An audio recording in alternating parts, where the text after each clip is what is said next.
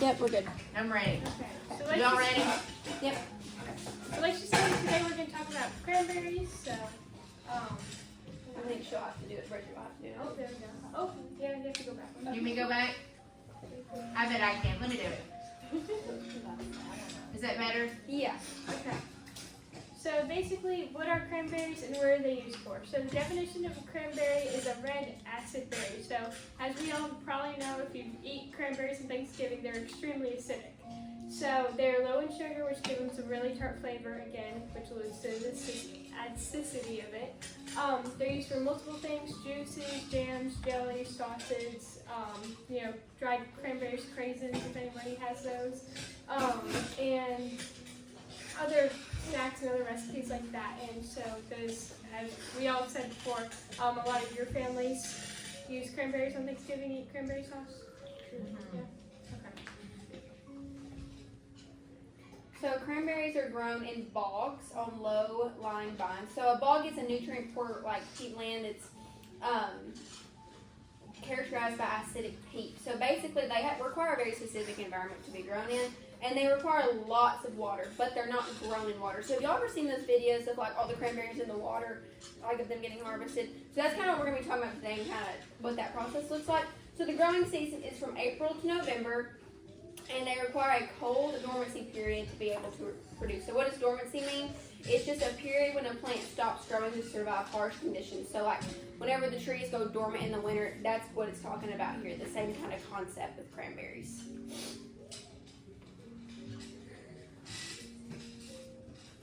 So pest management in cranberry bogs. So have you guys seen the spiders in the cranberries? Yeah. So they actually manage unwanted insects. So they thrive in humid, watery environments with good substrate, which cranberry bogs are kind of perfect for that. And then they're small, they're about the size of a penny, and they hunt by lying in wait beneath the water's surface, so they can capture insects and the small aquatic creatures in there. And then some farmers will introduce wolf spiders to their bogs. So. All right, where are cranberries grown? So cranberries are usually grown in the northern United States. Sorry, can't see.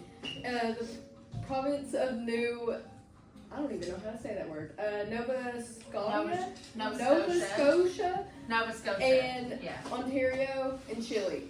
So the top producing states are Massachusetts and Wisconsin.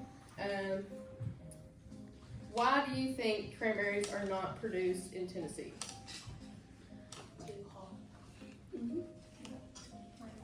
What's another thing that, you look outside and you see fields of stuff being grown? What's being grown? Would you say that corn's being grown, wheat's being grown, everything like that? So that's more nutrient-dense soil and less acidic soil than cranberries have. So cranberries need very acidic soil, very specific soil, and basically, Tennessee soil is too good for cranberries to grow.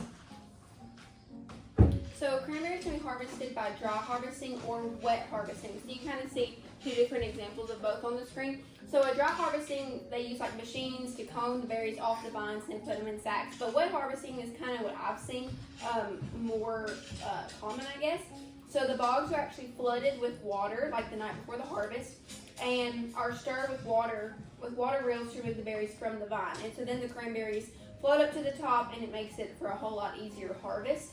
And like it says on the bottom, it's usually whenever they wet harvest those berries, it's used for juices and sauces and dried cranberries. And then like it says up here, when they use the dry harvesting, that's mainly used for fruit markets and to get used for cooking.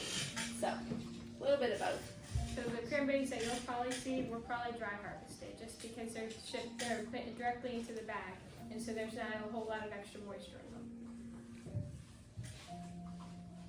So why do you guys think cranberries float before we go on? Yes. They have a density under 1. Yes. Pretty good.